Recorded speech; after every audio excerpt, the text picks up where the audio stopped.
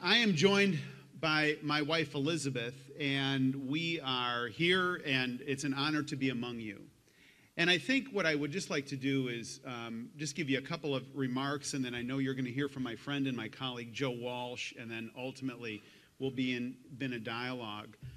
But the sense that I get is that we're in an incredible season right now, not only in our public life in the United States, but a real season of testing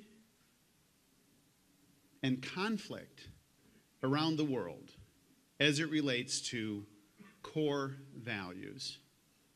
There is a great temptation for us to become overwhelmed, for us to feel as if these challenges are too great. Isabel, in her remarks, what did she do? She gave a touchstone to Assyria, but what did she claim? What heritage did she go to? What did she ultimately call upon as a remedy to move forward? Well, she called upon the name of the Lord. I heard that. And she also called upon her heritage as an American citizen. And we are blessed, friends, to live in a nation that is unique, isn't it? I look around, not all of you brothers and sisters were born in the USA, I know that. But as you have come here and you've made this place your home, it is a place of celebration for what? For first values, for first freedoms that are really under fire. These are ultimately at our core. And if we trifle with them, if we act as if the only thing that we have to worry about is economic growth, we are kidding ourselves. Look, the economy is important. Joe Walsh and I and others are working hard to try and get things moving in the right direction. These questions about debt are important. These questions about energy and health care and all these other things that really tend to dominate the news, they are important. But they are important because they rest on something deeper. Isn't that right? C.S. Lewis wrote the Chronicles of Narnia, familiar to many, many people. And what's interesting about it, in the Chronicles of Narnia, there is an interplay, there is an exchange between two characters. The Christ figure, Aslan, sacrifices himself for a traitor, the character Edmund, who betrays the group. Aslan, they think, is put to death on the stone table, clearly a reference to Christ on the cross.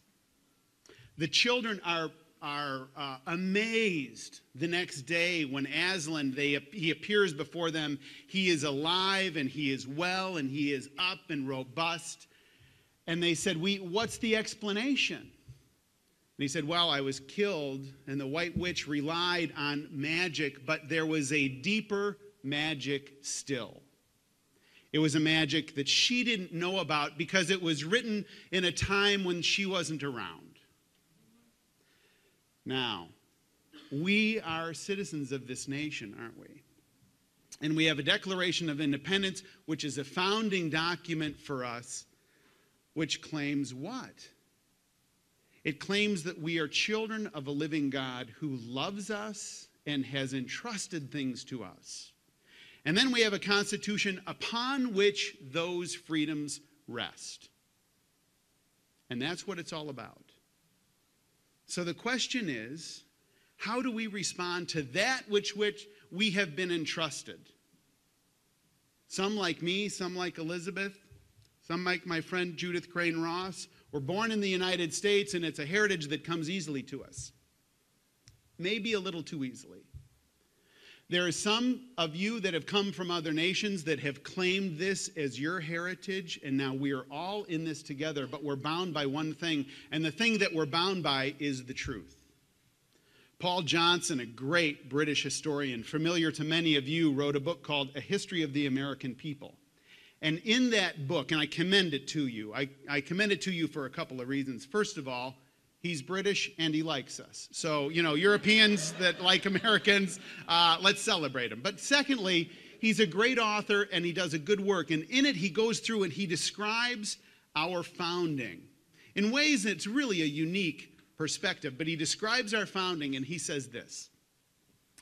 He compares our founders, all the names that we know, all the names that everything's named after, Washington and Franklin and Jefferson and Madison, and the who's who of the American founders, he compares those individuals with the advisors that were advising King George III at the time. And he has an image that I love, and it's an image that you're going to love, and he says the talent that separated these two groups of people was as deep as the Atlantic that separated them. It's almost as if our side wasn't playing fair. There was so much talent, I would argue, providentially brought together in a unique, special, precious way that is worth celebrating. He went on to say one other thing. And this is a guy that's literally written a dozen plus history books. He said, I have studied all kinds of history, and history is filled with all kinds of explanations for how it turns out, right? It's, it's from history class, it's geography, it's the weather, it's the economy, it's this, it's that, it's the other thing. But he said, without question, there is one dominant factor as to how history turns out. It's the people who are in charge at the time. The people who have been entrusted to make decisions, the people that can choose to act or not to act. And I think here's the point that I want to leave you with before we start moving on and you hear from Joe when we get into some of these questions and comments. We have an opportunity, you and I, to influence policymakers. We are free citizens in the most powerful nation on earth, and that's not something to be trifled with. There are forces that want us to feel overwhelmed. They want us to feel discouraged. They want us to feel as if religious freedom is a completely passé thing. And why don't you just put the bridle in your mouth and put the saddle on your back and prance around like a show pony the way you're supposed to? But we reject that. We say, no, our freedoms come from the living God. And we have been entrusted with this. And so I am heartened to be here among you. Elizabeth, my wife, is heartened to be here among you. Because we will be held to account, won't we? Ultimately, for what we do with that with which we have been entrusted. None of us are smart enough to figure out the system of governance that allows us to meet like this with no fear of reprisal, to speak out with no fear of reprisal in the United States, and yet we've got a duty. So out of this conference and out of other things and hearing from scholars like Paul and others, ultimately we can begin to move forward and to do what our responsibility is, and that is to take one step at a time, not to be overwhelmed by the nature of the challenge because it is overwhelming, but instead to say, I choose not to be overwhelmed. I choose to do that with which I have been entrusted, and that is to be a voice in this season, at this time, for this people. So thank you for the chance to be together, and I look forward to, in my business and in Joe's business, I yield back the balance of my time.